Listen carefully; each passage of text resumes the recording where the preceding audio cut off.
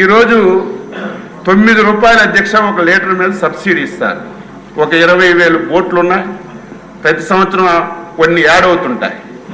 నేను మంత్రిగా బాధ్యతలు తీసుకున్నప్పటికీ 35 కోట్ల రూపాయలు ఏదైతే ఈ సబ్సిడీ వాళ్ళకి బకాయిలుంటే ఒకేసారి మంజూరు చేసి 35 కోట్ల రూపాయలు గత ప్రభుత్వం పెట్టినటువంటి బకాయిలు నేను చెల్లించానని చెప్పి గర్వంగా చెప్పదలిచాను అధ్యక్ష.